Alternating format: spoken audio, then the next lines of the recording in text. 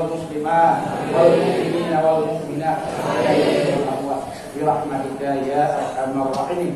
ربنا آتنا في الدنيا حسنة وفي الآخرة حسنة وقنا عذاب النار. سبحان ربك رب العزة عما يصفون والسلام على المرسلين والحمد لله رب العالمين.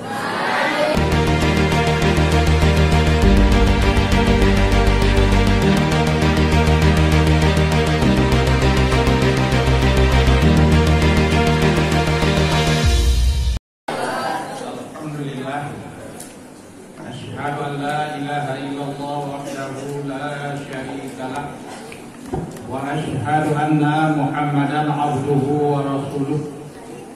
Allahumma shalli wa sallim ala sayyidina Muhammad wa ala alihi wa sahbihi ajma'in. Amma ba'd. Tiada kata yang lebih indah kita ucapkan selain dan puji syukur kita kepada Allah, yang mana oleh Allah telah memberikan kepada kita nikmat iman, nikmat Islam, nikmat hidup. Sampai hari ini kita masih diberi jatah hidup oleh Allah. Kadang itu jatah mati.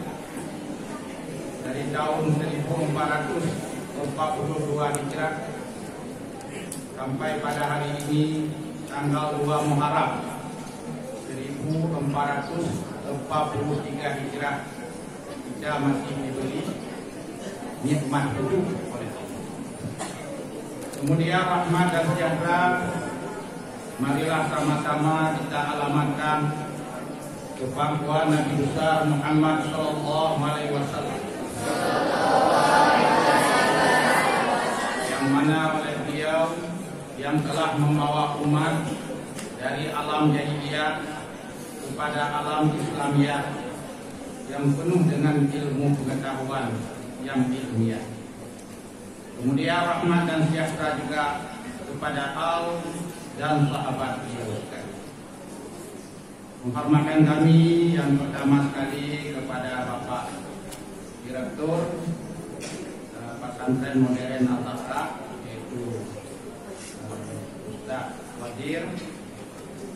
Kemudian penghormatan kami kepada seluruh Dewan Guru yang telah hadir mengikuti acara peringatan Tahun Baru Islam. Kemudian penghormatan kami kepada anak-anak kami, baik yang laki-laki yang dinamakan dengan santriawan, dan juga kepada laki-laki yang santriawan, santriwa,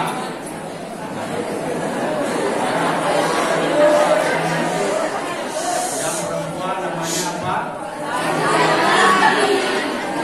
Ada ibu-ibu yang itu yang dinamakan dengan santrini.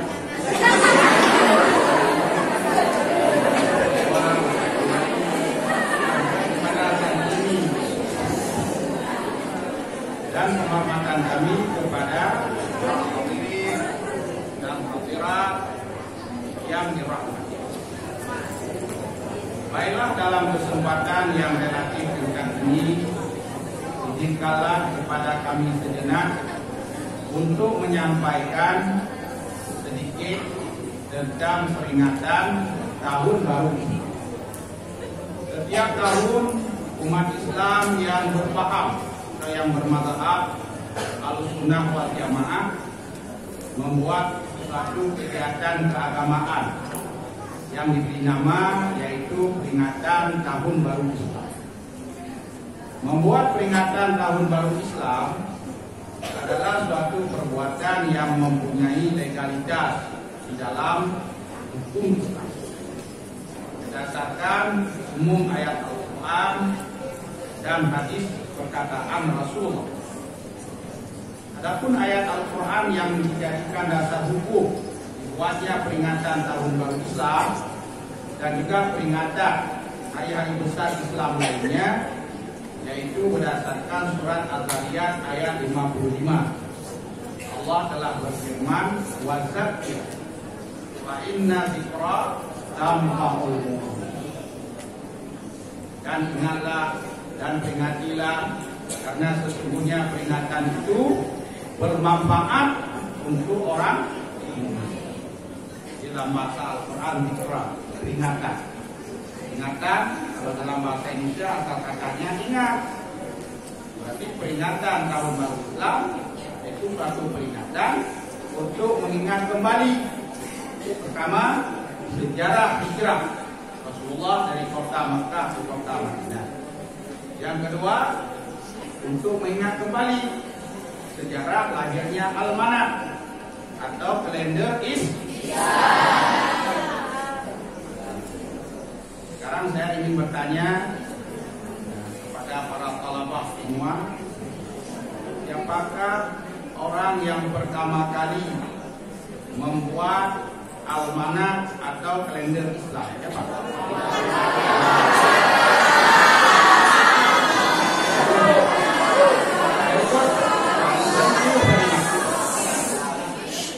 Siapakah orang yang pertama kali membuat kalender Masehi?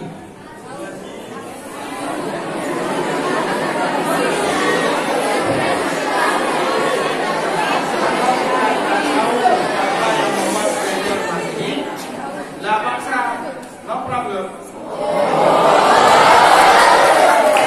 Kalendernya milik orang Islam.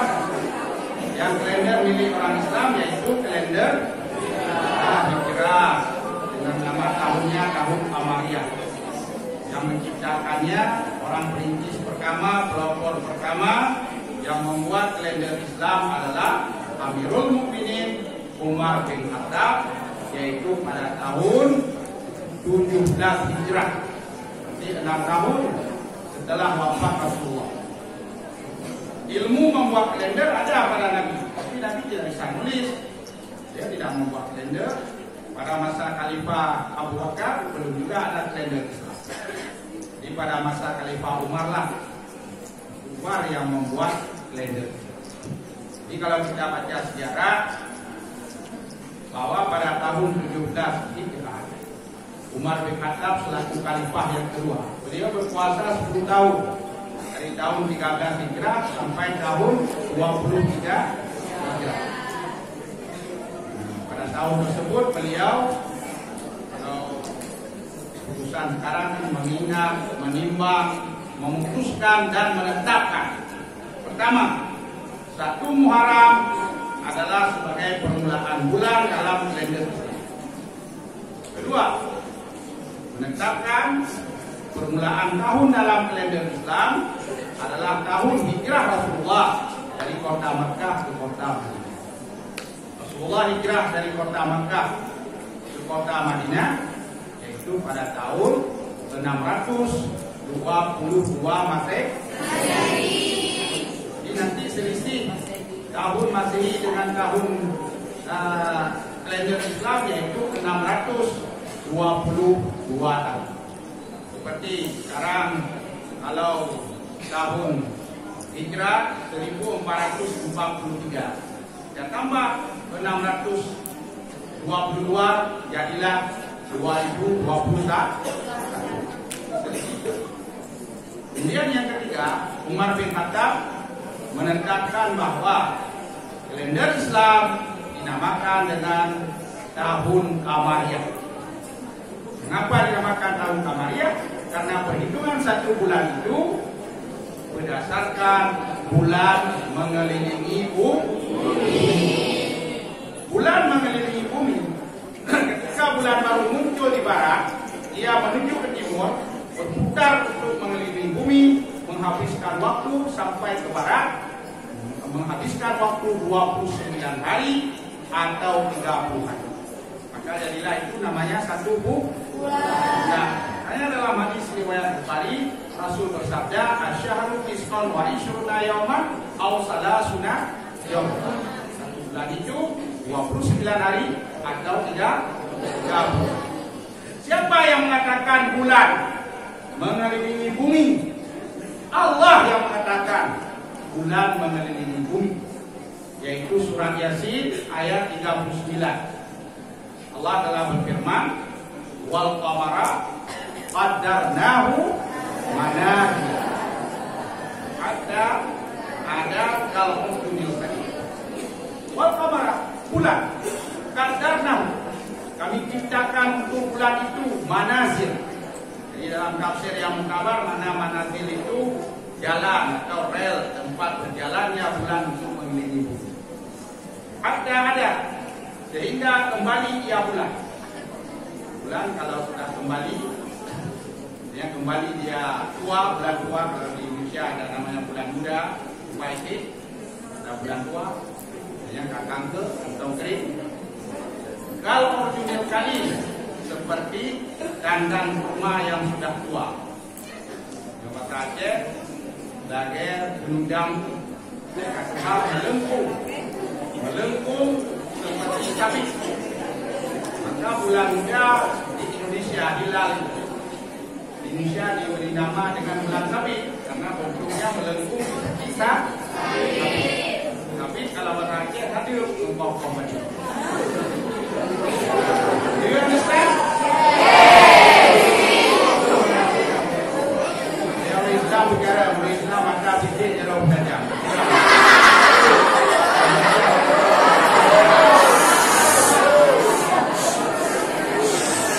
Sangat jelas kan? Jadi maksud tujuan atau motif dibuatnya peringatan Tahun Baru Islam oleh umat Islam.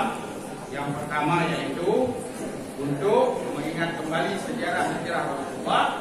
Pada tahun pertama hijrah itu nanti terjadi beberapa peristiwa hukum. Peristiwa hukum itu yang berkenaan dengan syariat. Nanti akan saya jelaskan peristiwa hukum apa saja yang terjadi pada tahun pertama hijrah. Karena saya berbicara di hadapan para pelajar. Jadi kita belajar, namun kita baca buku sendiri atau kita mendengar isi ceramah itu juga bahagian daripada mendapatkan ilmu. Yang kedua, peringatan Tahun Baru Islam ini untuk mengingat kembali sejarah lahirnya kalender Islam. Jadi kalau kita buat lagi tujuan membuat peringatan hari-hari besar Islam dan juga peringatan Tahun Baru Islam, sebenarnya intinya untuk mengingat Rasulullah. Itu mengingat Rasulullah sebagai bahwa bukti kita mencintai mencintai Nabi. Kalau kita lihat dalam sejarah sahabat Rasulullah, Ahlul Bait Nabi, mereka sangat mencintai Nabi dengan cinta yang cukup tinggi, sehingga mereka rela mengorbankan harta dan nyawa untuk menunjukkan cinta kepada Rasulullah. Maka Nabi dalam hadis riwayat Tirmidzi pernah bersabda, "Man ahabbani kana ma'i fil jannah." Barang siapa yang mencintaiku, maka ada ia bersamaku dalam surga. Jadi cinta itu menuntut pengorbanan. Di sahabat berkorban. Dan juga demikian, paling kurang kita ketika mengadakan peringatan Hari Besar Islam, ada pengorbanan pikiran, pengorbanan waktu, tenaga, bahkan pengorbanan harta. Memang sudah demikian, apabila kita mencintai seseorang, kita khusus berkorban kepada orang yang kita cintai. Kita pun berkorban, kita masalah main cinta-cintaan. Di kampung-kampung itu ada seorang pemuda, dia jatuh cinta pada seorang cewek.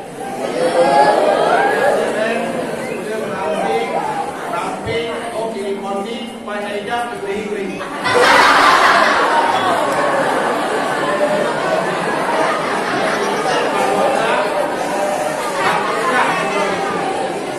Soalnya tadi lagi yang jagung, umum lagi biola.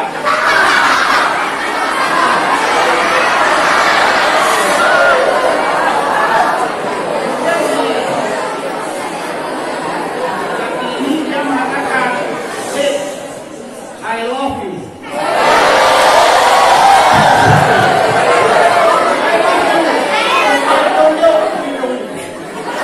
Sehari aku tak lihat kamu, hatiku rindu.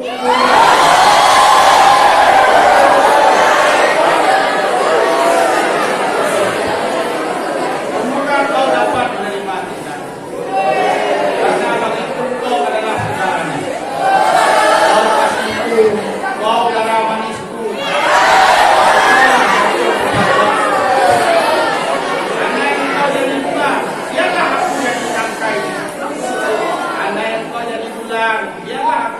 pindangnya.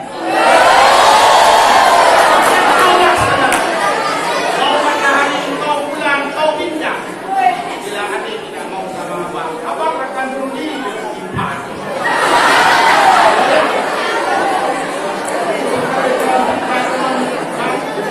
Biar rugi lagi jadi saksi, biar hujan badai jadi bukti. Benar-benar mencintaimu. Siap berkorban, siap berkorban di penjualan dunia.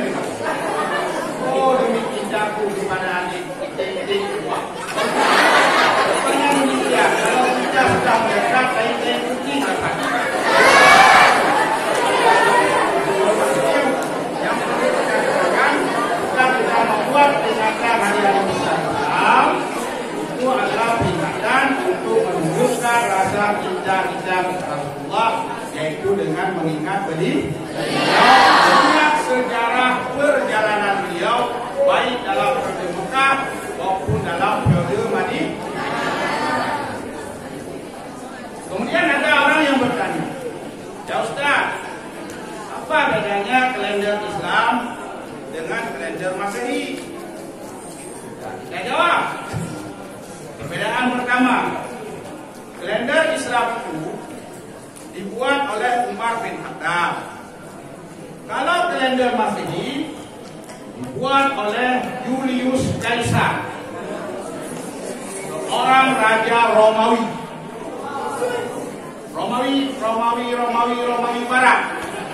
Karena dalam Al-Quran ada surat Rum itu Romawi.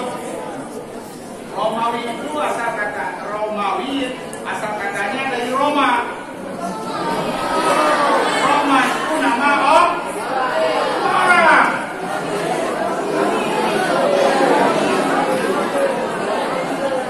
Pernah baca kitab Qisasul Anbiya Arab, karangan Ibnu Ishaq,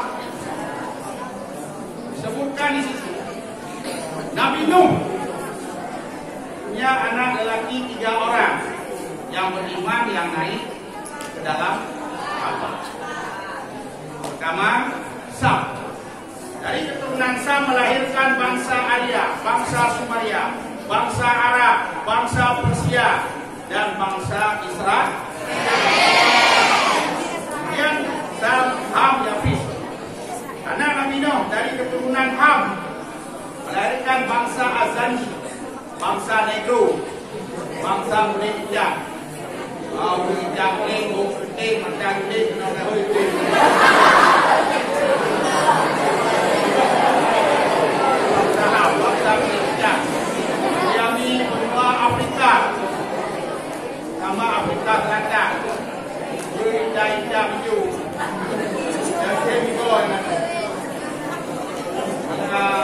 Turunan Ham India Kling juga. Orang Ambon, orang Papua, tapi Papua lagi.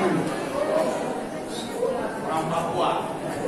Itu masa Soeharto, Papua itu diberi nama Provinsi Irian Jaya. Jika Gus Dur jadi presiden, dirubah, dipanggil ke tokoh adat. Maka kalian itu suka kepada nama Irian. Orang di Papua kan sudah banyak yang masuk Islam. Masuk orang Aceh yang mengislamkan orang Papua. Siapa namanya? Tengku Bujang Salim. Ukurannya di Perungkur. Kita mungkin perempuan namanya Masjid Bujang Salim. Istrinya itu orang Papua. Jadi ketika Ibnu Battuta menjelajah dunia, dia sampai Aceh, masa Raya Samudra Pasir, bertemu dengan anak Malik Saleh yang bernama Sultan Zahir. Dia juga menjelajah ke Jawa sampai ke Papua sekarang. Dia lihat orang sana enggak pakai celana, telanjang. Ini telanjang dalam bahasa Arab, uriang ya. Jangan telanjang Pak Utara, uriang. Tidak mana uriang orang telanjang. Oh, kita kala bawa Papuanya. Memang bos gila pencutin mana? Kita kata Guntur kan mengerti bahasa Arab, sehingga dia bisa. Maka bagus uriang. Maka katanya dari uriang telanjang, kalian bukan telanjang lagi. nama yang paling kalian banggakan apa? Papua. Kan dikembalikan lagi menjadi provinsi Papua. Nah, jadi keturunan orang ini kami itu dari Ham. Kemudian Ham lahir anak kedua Putih, menjadi bangsa Sin, menjadi bangsa Cina. Cina Tiongkok, ada Cina Siam, Cina Thailand, ada Cina Korea, ada Cina Mongolia, Cina Tarkam, sampai Jepang. Jepang itu juga keturunan orang Cina. Karena dulu pada masa dinasti Ming terjadi kelaparan di Cina. Orang Cina itu banyak sekali dia. Jajannya banyak. Potong gandum, potong kuihnya, saja.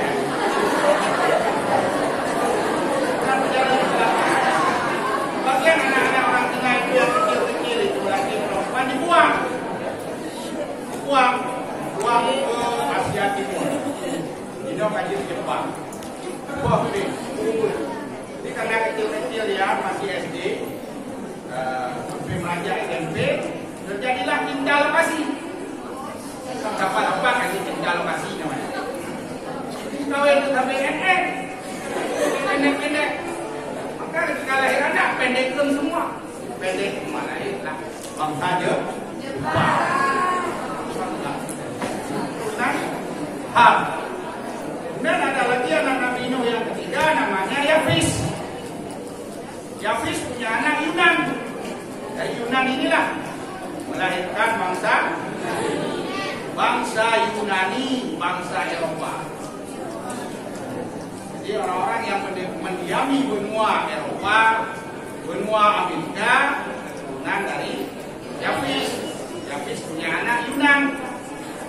Yunan punya anak Latin. Nah, itu keturunan Latin itulah. Jadi orang Amerika dan orang Italia. Latin punya anak Roma. Nah, Roma. Jadi dari Roma itu nama orang. Pada akhirnya diberi nama sebuah kerajaan namanya Kerajaan Romawi. Romawi itu pecah dua, ada Romawi Barat, ibu kotanya Italia, ada Romawi Timur, ibu kotanya Konstantinopel, itu Turki sekarang. Itu Roma nama orang. Yang di Tasikmalaya, Jawa Barat, juga ada seorang penyanyi dia hijrah ke Jakarta, dia diberi nama Roma Irama. Dia Roma punya anak namanya Mantun. Mantun punya anak namanya Herodes. Kalau orang Yunani itu namanya ada Socrates, ada Herodes, ada Aristoteles. Jadi kalian juga ada tokoh kan? Bagaimana namanya Fernandez?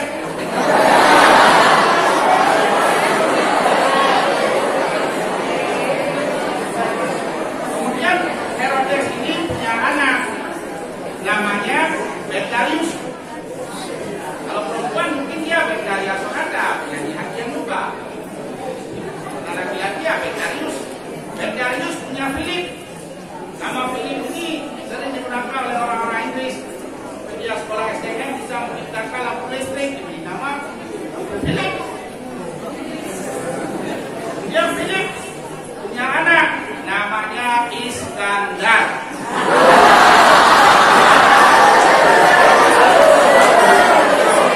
Iskandar inilah dalam Al-Quran surat Kahfi terkenal dengan Zulkarnain. Sejarah peradaban dunia. Zulkarnain pernah baca surah Kahfi? Isi kisah dalam surah Kahfi ada berapa? Cerita yang ada dalam surah Kahfi ada berapa kisah? Benar itu? Coba pikir-pikir lagi. Flow historis. Dalam surah Kahfi itu ada 4 kisah. Ada 4 sejarah. Pertama sejarah Ashabul Kahfi yang orang Aceh disebut dengan Aulia 7. Ada Muksalina, ada Namika, ada Marsunis, ada Sarailis. 8 dengan anjing. Anjing juga punya nama dia Ismir. Karena sampai sekarang orang pelihara anjing punya nama Boni Kamil. Boni punya nama.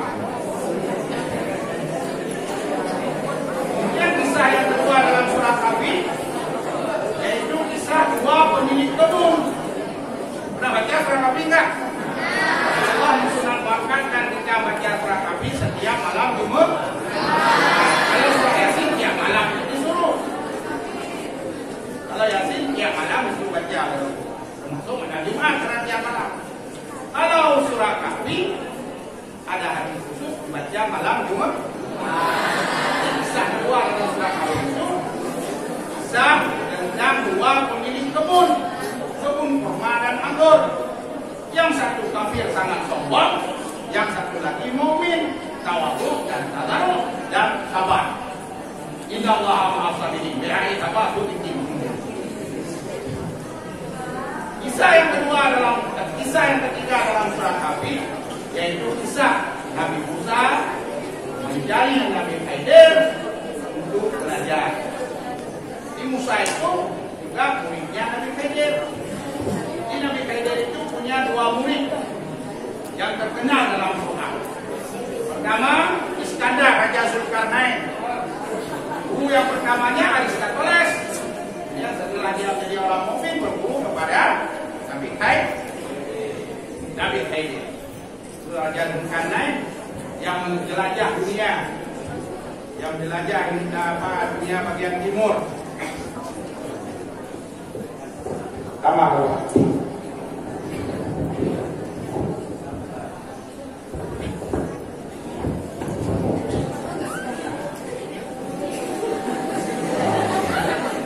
Kemudian kisah yang keempat yaitu kisah Raja Zulkarnain.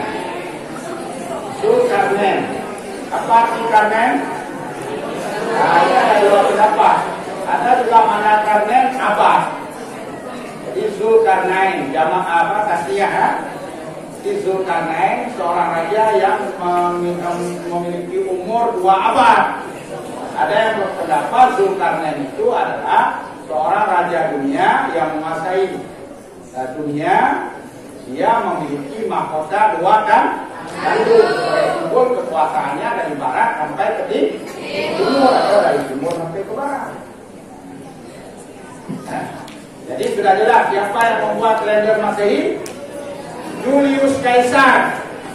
Dia pernah tergila-gila kepada Cleopatra, seorang ratu Mesir yang sangat waheno. Kalian juga pernah baca sejarah-sejarah itu, ya? Dialah yang pertama kali membuat kalender kalender Masehi. Tapi dia tidak memberi nama kalender Masehi karena dia penyembah dewa matahari. Julius Caesar itu dia penyembah dewa matahari. Jadi kalau dalam Al-Quran setiap orang yang menyembah benda-benda langit dinamakan agama Sabiqin. Kalau bahasa Quran, Sabiqin itu sebuah agama yang menyembah benda-benda langit. Dia menyembah matahari, apakah dia menyembah bulan, apakah dia menyembah bintang. Kalau bahasa Quran Sabiqin, dia menyembah dewa matahari. Dialah yang membuat kalender diberi nama kalender Julian. Kalender Julian namanya, bukan kalender Masehi. Kemudian perjalanan waktu terus berjalan sampailah kepada berdirinya kerajaan Romawi. Ada Romawi Timur. Ketika itu sudah berdirinya Paus. Kalau kata orang Kristen, Paus itu wakil Tuhan lah di dunia sebelum mereka. Jadi pada Paus ke-13 namanya Paus Gregorius 13. Paus Gregorius 13 beliau menyempurnakan kalender dunia. Bagaimana disempurnakan? Dibagi ada tahun Basuta, tahun pendek. Dalam 1 tahun 365 hari. Ada tahun Kabisat, tahun panjang. Dalam 1 tahun 366 hari. Kemudian hasil kesepakatan dewan-dewan gereja semua di dunia bahwa kalender Julian pada tahun 1583 Masehi diresmikan sebagai kalender Masehi. Berarti kalender orang Kristen itu diadopsi dari kalendernya Julian, yaitu kalendernya Julius Caesar.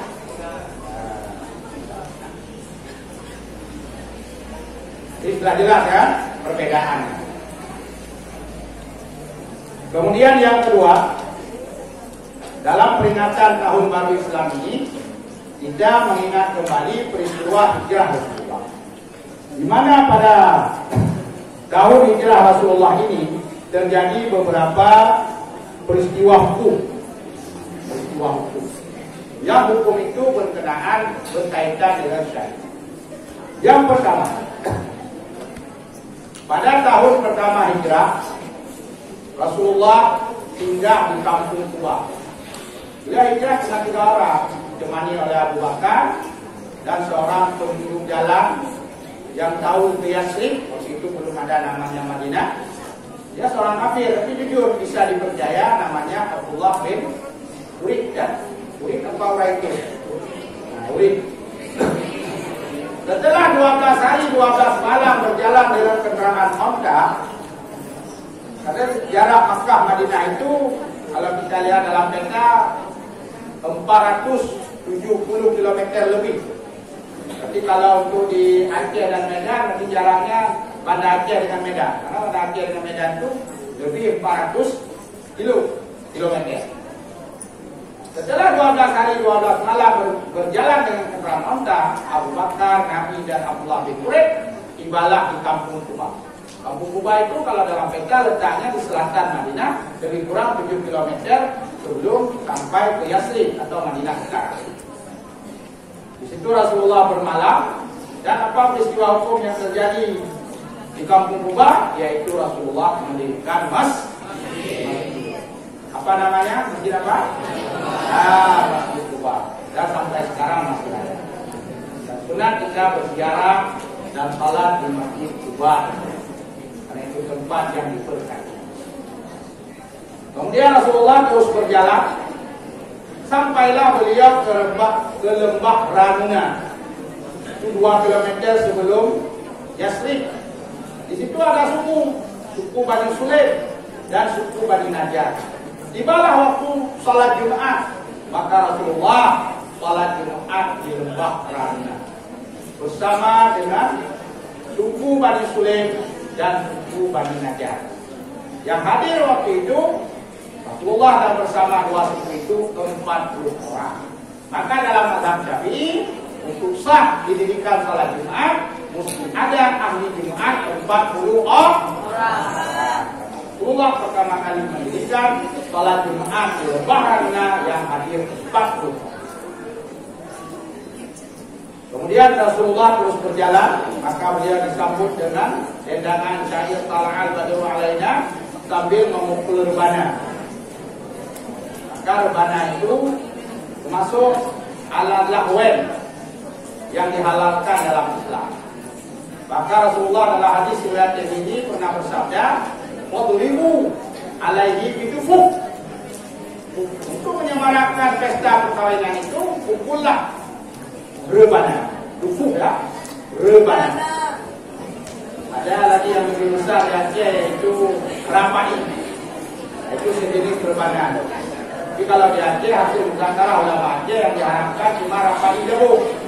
Rapai tusuk-tusuk ini dengan encong, itu yang diharapkan. Karena pakai medis, pakai infusi, itu yang tak boleh. Kalau rapai itu seni budaya, itu boleh-bolehkan saja. Karena Islam ini tidak sempit. Karena Rasulullah ketika sampai di Madinah itu tidak melarang adat budaya, adat istiadat, kearifan lokal yang ada di Madinah, selama adat itu, kearifan lokal itu tidak bertentangan dengan hukum Islam. Termasuk adat orang Madinah itu, ketika ada pesta perkawinan mereka memukul rebana. Rasulullah tidak melarang. Kemudian beliau disambut dengan syair Tala'al Badru Alaina an-Nadam. Beliau tidak melarang orang Islam untuk bersyair. Ulama syair itu ada pesan-pesan agama. Syair-syair yang ada pesan agama. Doa budaya ini berapa tinggi Mekah doa. Pada rayu sejak berhati ini peti kembang daunnya.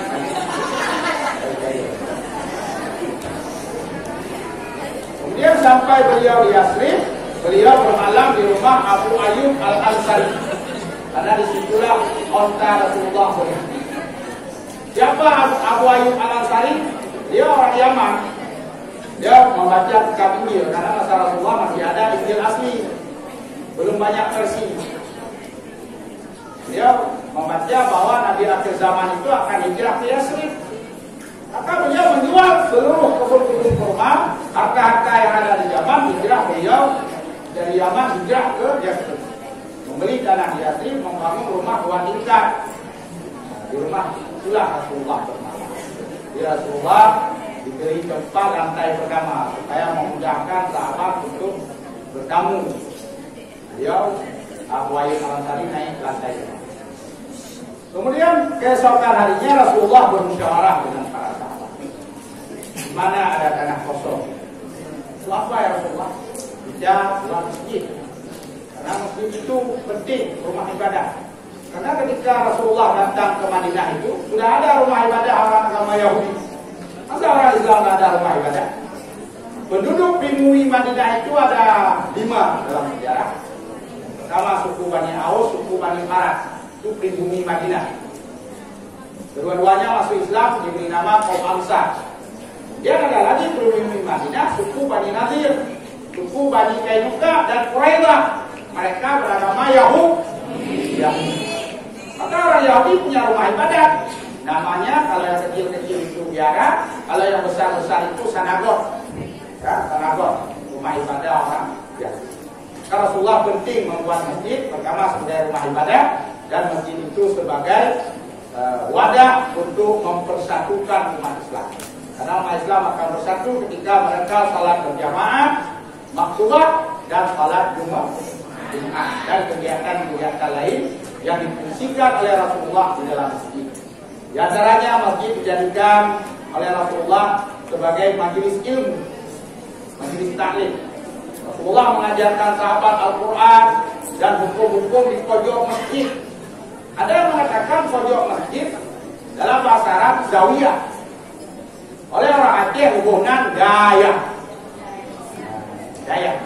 Bahkan di Aceh ini ada zawiyah yang tertua. Zawiyah yang tertua di Aceh yaitu namanya Zawiyah Terkala di Wilayah Bayung Aceh Timur yang didirikan oleh Tengku Syekh Muhammad Amin Shah tahun 285 Hijrah, abad ke-9. Itulah Zawiyah atau Daya atau pesantren yang tertua di Aceh masa kerajaan Islam Perla. Hadirin sidang jamaah yang dirahmati Allah.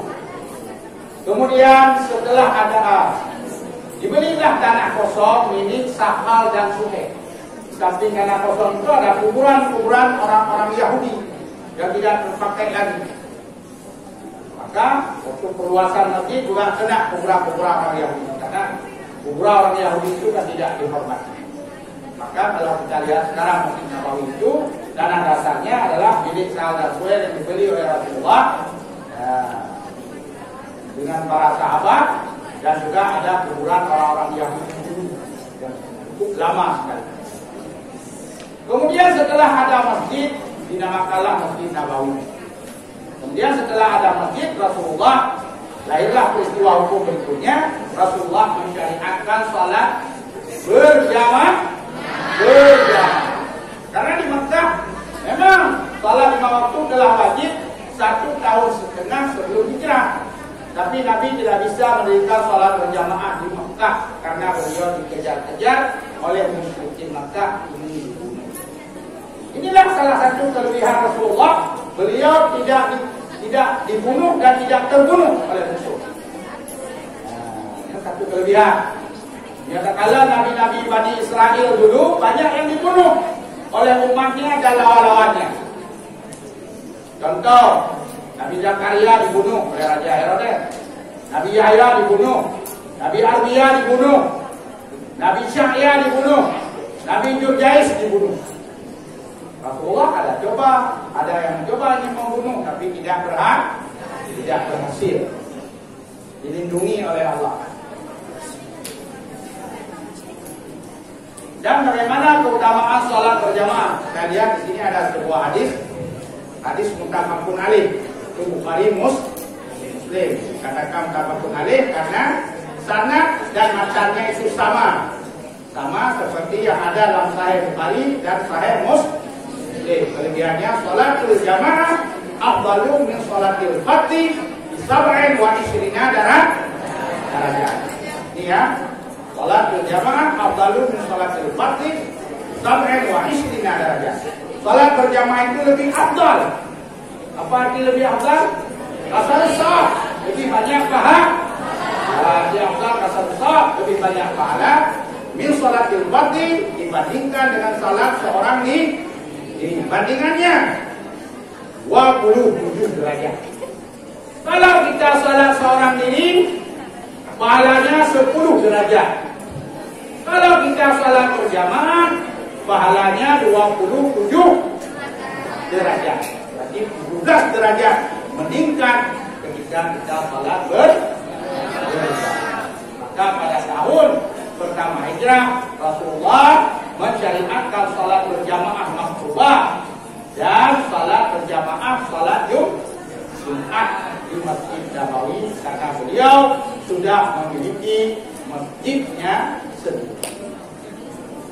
Kemudian peristiwa hukum yang terjadi lagi pada tahun pertama hijrah Rasulullah, yaitu disyariatkan azan dan iqamah. Timbul kesulitan kata Rasulullah bermusyawarah dengan para sahabat. Ini bagaimana kita memanggil orang untuk salat? Bagaimana kita memberitahu kepada orang waktu salat telah masuk? Bagaimana kita membangunkan orang-orang tidur dan mengingatkan orang-orang lain? Ada sahabat yang mengusulkan kita bunyi trompet aja ya Rasulullah. Rasulullah dia suka kalau membunyikan trompet itu sama dengan orang Yahudi. Orang Yahudi sebelum sembahyang mereka membunyikan trompet, memanggil jamaah datang ke sinagog. Ada yang mengatakan kita pukul lonceng aja Rasulullah. Aku tidak suka juga, itu menyerupai dengan perbuatan orang Nasrani. Mereka membunyikan lonceng gereja. Kapan itu pada akhirnya Jibril datang ke mimpi Abdullah bin Zaid dan ke 10 sahabat yang lain mengajarkan kalimat azan dan iqamah. Pagi harinya Abdullah bin Zaid memberitahu kepada Rasulullah bahwa tadi malam saya bermimpi datang orang yang berpakaian serba putih berserban mengajarkan kalimat azan dan iqamah. Rasulullah membenarkan mimpi sahabat. Maka jadilah itu hadis. Nah, ini sahabat yang perempuan yang berpedih, Nabi berpedih. Dia bertanya bermimpi yang kalau percaya betul oleh Allah. Kadang dari syaitan, pada perempuan tak kaya hari dia fikir dengan syahrini. Dia bohong. Dengar lalu mencari ini kalau dia ada apa? Dengar lawan tinggi. Kalau dia fikir pun lebih baik. Yang darah macam tu. Hadirin, hijab jamaah yang dirahmati. Kemudian peristiwa hukum yang terjadi pada tahun pertama hijrah, yaitu lahirnya syariat salat berjamaah, salat jenazah. Jamaah tadi sudah salat jenazah. Di Makkah 13 tahun periode Makkah belum ada salat jenazah. Ketika wafat Khadijah, Rasulullah cuma memandikan, mengkafankan dan menguburkan di kuburan Ma'la di Makkah. Tidak ada syariat salat jenazah. Ketika periode Madinah tahun pertama hijrah, lahirnya syariat salat jenazah. Dengan lahirnya syariat salat jenazah itu menunjukkan bahwa berbeda syariat Nabi Muhammad dengan syariat agama sebelumnya. Agama Samawi sebelumnya agama Hanif, agama Tauhid. Dari Nabi Adam sampai Ibrahim itu namanya agama Hanif. Hakikatnya Islam juga. Dia ada agama Yahudi, ada agama Nasrani. Itu tidak ada salat jenazah.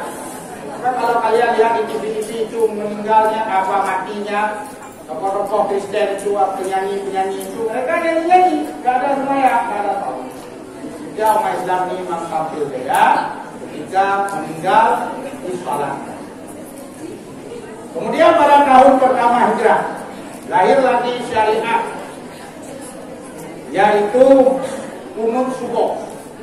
Kalau kita baca sejarah, kunut itu ada 3 kunut. Ada kunut subuh, ada kunut witir, ada kunut nazilah. Kunut subuh lahir pertama tahun pertama hijrah, kunut witir tahun 2 hijrah, kunut nazilah tahun 4 hijrah.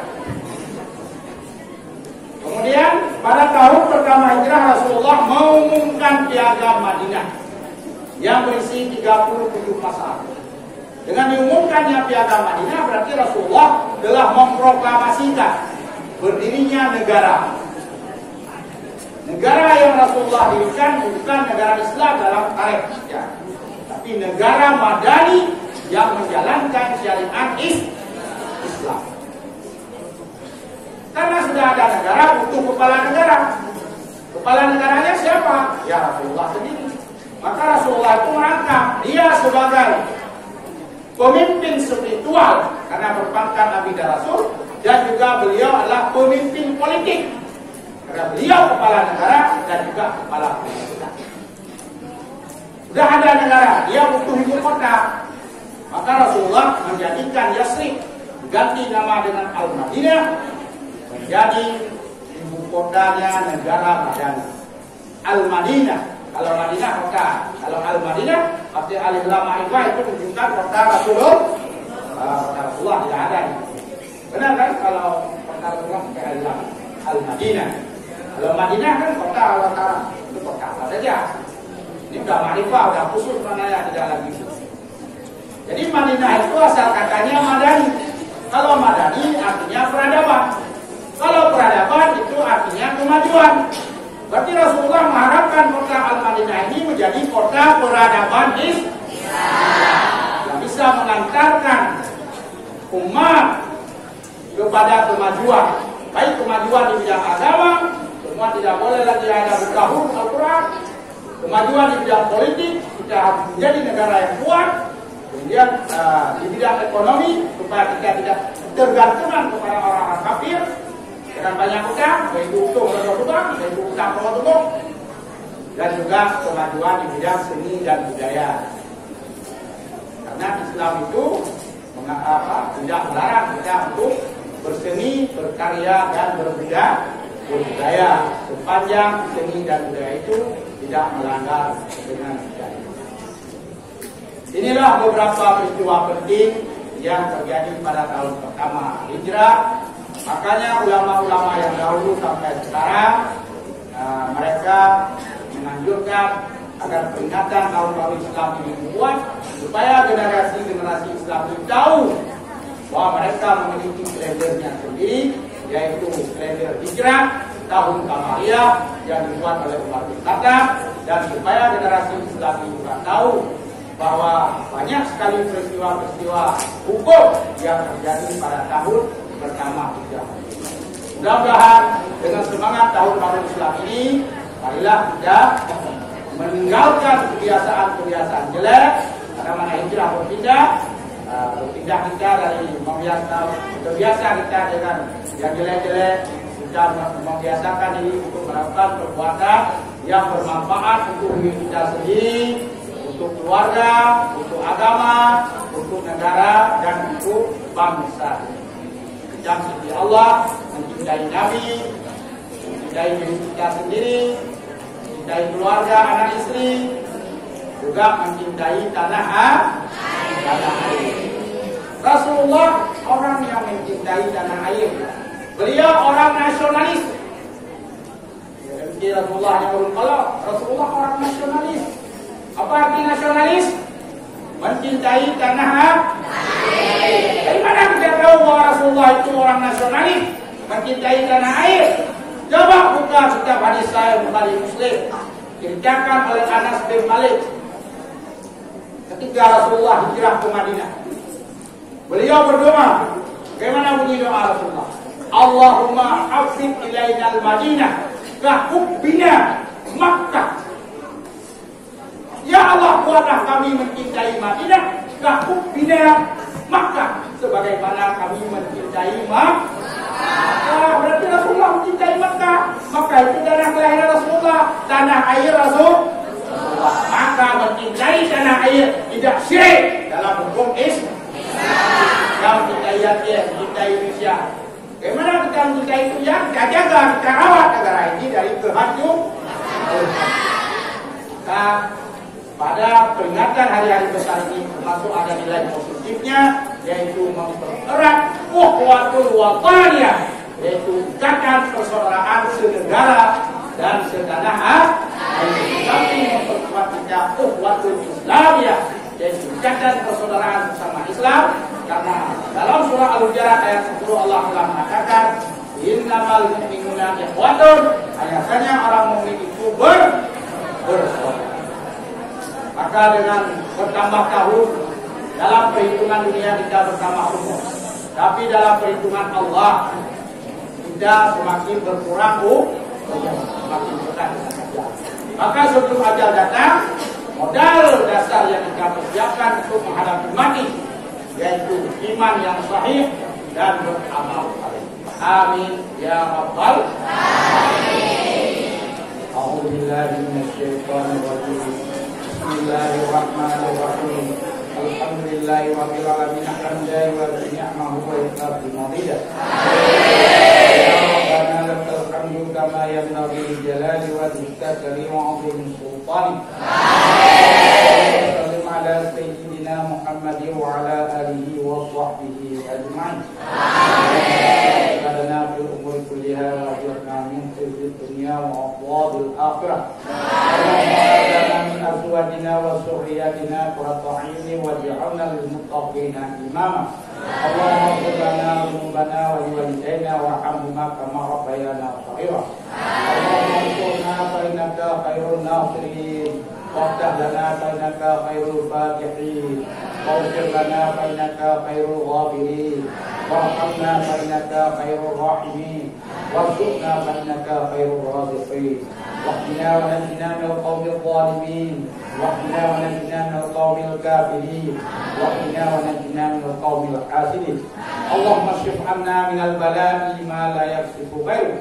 اللهم ادفع عنا البلاء والغلاء والوباء والطاعون والفحشاء والمنكر والسوء المختلفة والشدائد والمحن ما ظهر منها وما بطن من بلدنا ومحلنا هذا خاصة ومن بلدان المسلمين عامة إنك على كل شيء قدير. وصلى الله على سيدنا محمد النبي الأمي وعلى آله وصحبه وسلم. اللهم اغفر للمسلمين والمسلمات والمؤمنين والمؤمنات والأموات برحمتك يا أرحم الراحمين. ربنا آتنا في الدنيا حسنة وفي الآخرة حسنة وقنا عذاب النار. سبحان ربك رب العزة عما يصفون wassalamu alal mursalin walhamdulillahi rabbil alamin. Terima kasih atas segala perhatian, mohon maaf atas segala kekurangan. Wallahu muwaffiq ila aqwamit thoriq. Assalamualaikum warahmatullahi wabarakatuh.